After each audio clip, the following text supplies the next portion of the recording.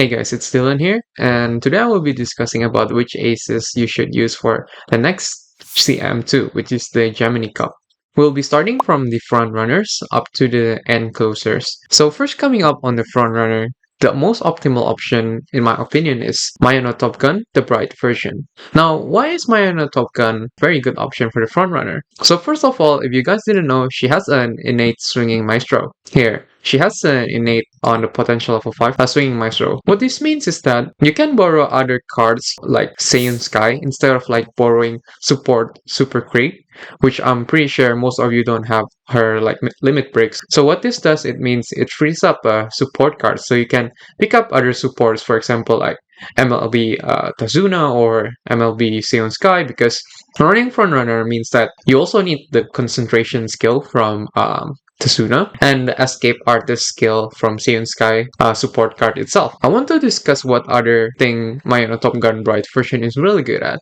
She has a good unique skill. So if we take a look here at her unique skill, now I want to discuss why her unique skill is pretty decent. If we take a look here, it increases the velocity when passing another runner towards the front on the final corner, or if passing toward the back, increase acceleration instead. Now I want to discuss a little bit deeper why this one is decent, but it's like half useful because we won't be using this acceleration part. So since we're running her as a front runner, her condition is the final corner and the order rate, and her order rate is like below 4, meaning you'll achieve this anyway since you're running her as a front runner. Change order one time means that basically you're overtaking an Uma, so you go from like position 2 to like position 1. So that's basically it. We'll be only using this increased velocity part of the skill.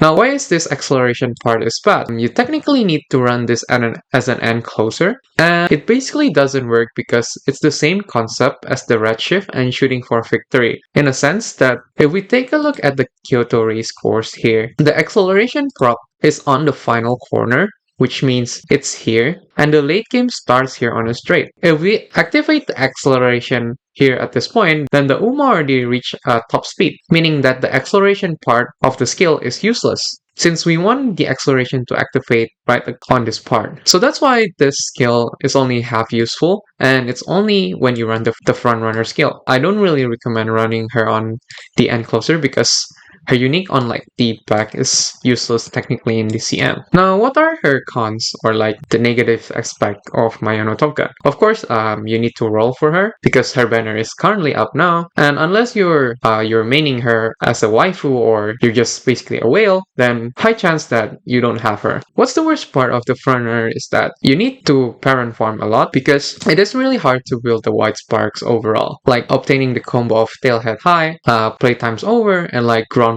overall. Although groundwork is like the most important skills, technically, essentially you want all like these white sparks together. And you also kind of need Saiyan Sky for like her acceleration skill, because if you run Mayano Top Gun, she doesn't have any acceleration skill. But if you have Saiyan Sky unique skill, then at least you have the acceleration skill. Even though it's not optimal, you still have acceleration skill around this area, which increase her chance of winning because she at least has any acceleration skill. The thing is that Saiyan Sky banner is really close to like the actual CM, so it leaves like a really small time window to actually farm that, and it might be tough combining with the fact that you need to farm like all the white sparks with like groundwork and whatever all the white sparks are. It's a massive work. The deck recommendation from me is Mcqueen because of her cooldown recovery skill, Kita-san Black for obvious reason, Saiyan Sky for her escape artist skill, Tazuna for her concentration and like just in general making it easy to run career. The two other cards is flex of like any stamina or speed card, for example Mayano Top Gun, Sweep Tosho, Manhattan Cafe stamina card, or whatever speed card you have. Let's move on to the Pace Chaser. So coming up first on Pace Chaser from my recommendation is Daiwa Scarlet. Now why I recommend Daiwa Scarlet is because she has an insane unique skill, but her drawback is that only if the unique skill procs, and if procs at the right time, because if we take a look at her unique skill here, it basically increased the target speed, so basically her speed and her acceleration here. But what is hard is her requirement to proc the skill. So the distance rate needs to be above 50, means that the condition of the race is already 50% of the map. So if we take a look at the course itself, it means that it's only around 1,600 meters left. So it's probably somewhere around this part. And her order needs to be 1. This means that she needs to be first place, and it's easily countered by, like, for example, anyone running front runner or another pace chaser, because it also comes with this bash in diff behind. What this means is that she needs to be like in the very front, and like there's only 1 length difference between her to second position, at least 1 length behind. So the problem is that if she procs this skill way too early, like for example if it procs over here, then you only get the speed bonus. You kind of miss half the part. What's good about it is like the acceleration skills as well. For example, if it happens to proc around this area, that means that you both get the speed and like acceleration skill from the unique skill. If she procs this unique skill at like the right time, then most of the time she will beat GoldShip, even Narita, Taishin as well. So that's basically why I recommend Daiwa Scarlet. She's basically like a high risk, high reward character in my opinion. On top of that, she has a really good gold recovery skill, which is the race planner. So yeah, her cons is that she is a very high risk, high reward character, and she doesn't have any stamina boost.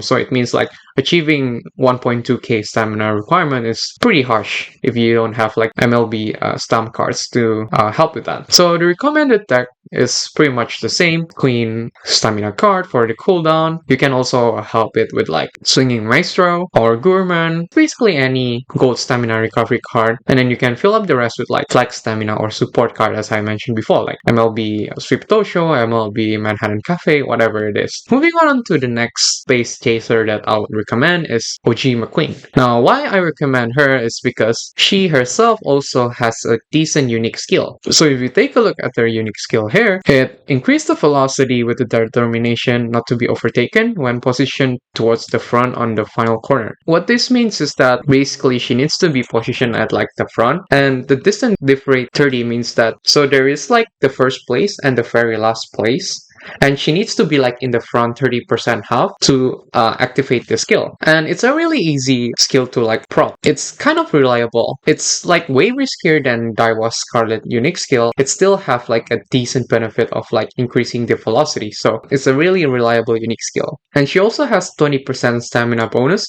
which is really nice to train in the career itself, meaning she can hit the stamina requirement easy. She also has good innate skills such as Spring Runner, Long Corners, and Calm Collected, which is a good gold recovery skill in itself. The cons is that she is a 3-star, so if you don't have her, then it's kind of whatever, you know. I mean, there's not really much cons on running Mcqueen, to be honest. She's like a really stable pace chaser you can run. Honestly, it will be my second ace opinion, besides like the meta enclosers such as Narita, Taishin, or GoldShip, if you can. Now, the deck is pretty much straightforward. I think it's pretty much same for all of like the Umas. It's basically just super quick for her Swinging Maestro, Kita-san Black for speed. You can also run Special Week for her Gourmand if you feel like adding another gold recovery skill, and the 3 others like Flex, SR, or SSR MLB you have.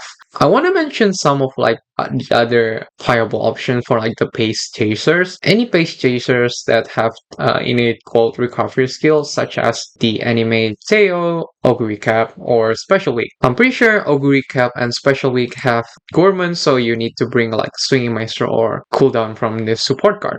And Teio herself has the race planer, so you can bring Swinging Maestro, cooldown, Gourmand, or whatever skill you can get from the support card. Now, the reason why I prefer Daiwa, Scarlet, or Queen instead of Teio is because of her unique skill is kind of unreliable and it's kind of hard to proc. Basically, her unique skill means that on the final corner, you need to do an overtake, and she needs to be positioned below 5th place. Which in itself, if you're running Pace Chaser and the CM, I'm pretty sure most of the people will run like enclosers such as Narita, Taishin, and GoldShip, which means it's pretty hard to get the 5th place or below. This skill is very, very unreliable. In looking at the other options such as Special Week, I think her unique skill is better than Teio herself because it's kind of easy to proc her skill. Basically, she needs to be either between the 2nd place to the 5th place and it's doing an overtake. So this skill is kind of good. And she also has 20% stamina bonus, so Special Week is a decent option as well. Oguri Cap, I mean, it's pretty obvious to you guys who runs this CM.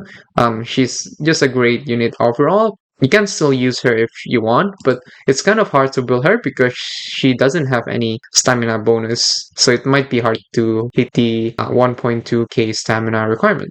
Late Surgers. Please do not try to attempt to build any late Surger. It's not worth it in my opinion because the late Surgers that we have currently doesn't have any good recovery skills, like good innate recovery skills. So it's really hard to build a decent one. So yeah, if you want to win next CM, please don't build any late surgers. Moving on onto the end runner. Yes, of course, coming up first is GoldShip.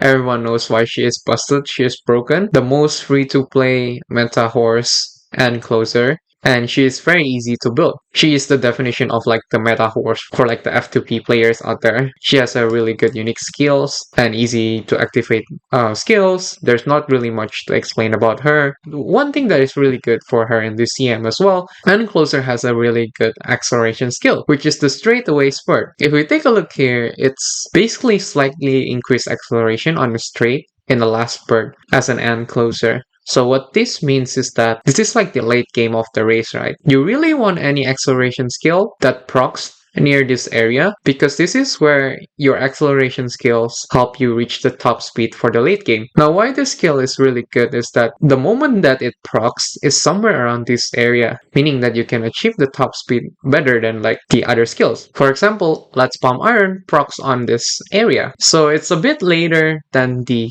straightaway spurt which procs here, and that means that you have an advantage because you achieve the top speed sooner than the unique skills that proc here. I'm pretty sure Seiun Sky skills also proc around this area, so straightaway spurt is just busted for the CM. The only acceleration skills that have it is like on the end closer. That's why end closer is like the king for this map. The only drawback on this is of course you need to grind Spark to farm the straightaway spurt because GoldShip herself cannot get it.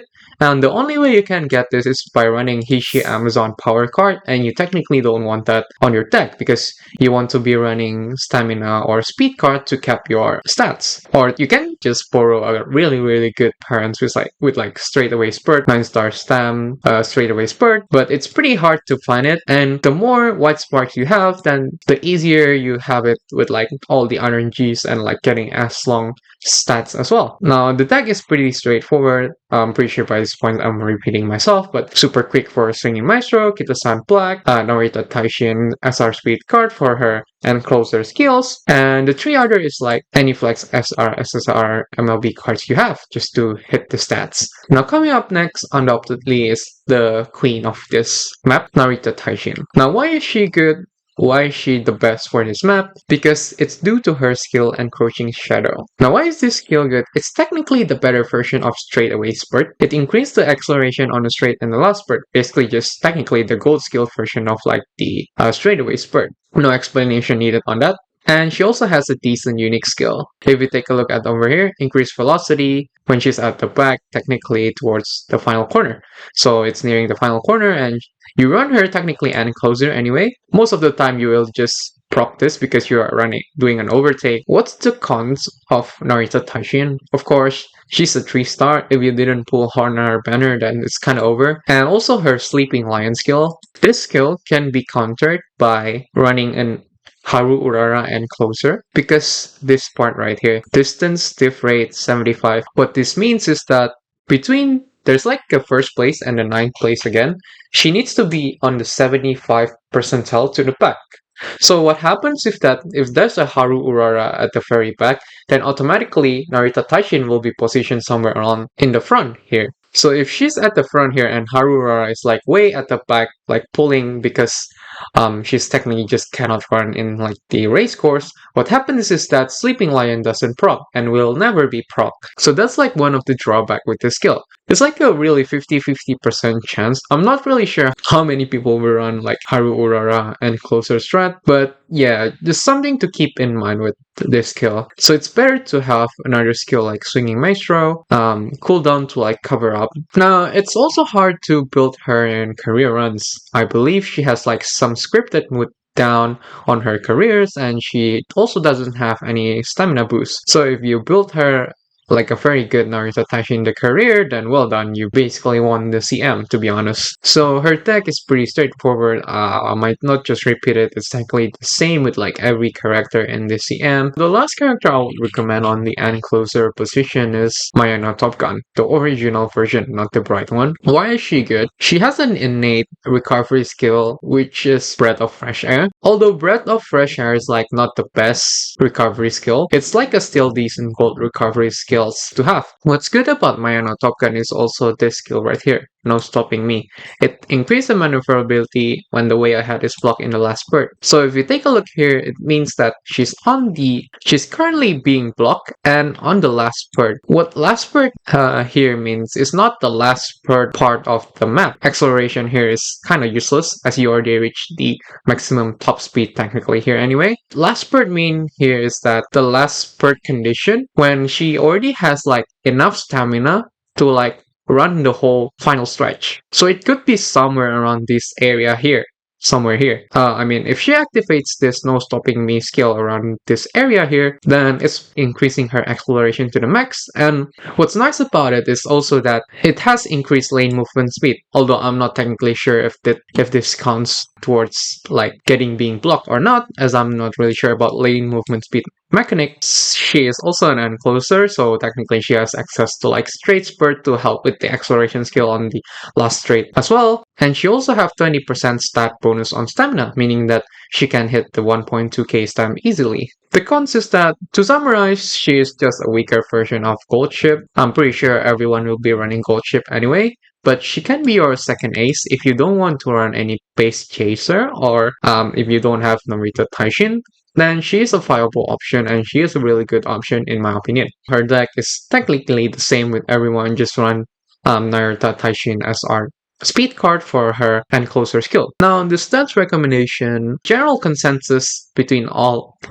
people that I've seen is saying to first max out the stamina, which is 1200. But after some of like test runs, if you have like 2 gold recovery skills, having the stamina over 1k is like barely enough. Like 1.1k is already enough with like 2 gold recovery skills, all from my experience running like the test rooms. So take it with like a little bit grain of salt. If you can, of course, hit 1200 stamina, then feel free to go for it. And after you meet this stamina requirement, what you need is the guts. Do not max the stamina first. Focus on like the guts first, because this guts is important on like the last spurt part of the race. If you don't have enough guts, then your horse will basically slow down on this last spurt. I'm pretty sure the requirement for the guts in this race is like above 400. I believe it was like 420 or something, but make sure to have above 400 guts for this. And after that, you can move on to speed, power, width. Just get it as high as you can. Try to get it to like 1k. If you can only get like 800, 900, then it's kind of whatever. And the width, probably try to get it around the 400 range as well. Obviously, get the distance aptitude to S for long, because it's a nice boost to the speed stat as well. So yeah, that's technically it for like the ace building and like my recommendation for like the aces, why they are strong for this CM, and which one you should build. That's basically it for this video, guys. Thanks for watching, and I'll see you in the next one.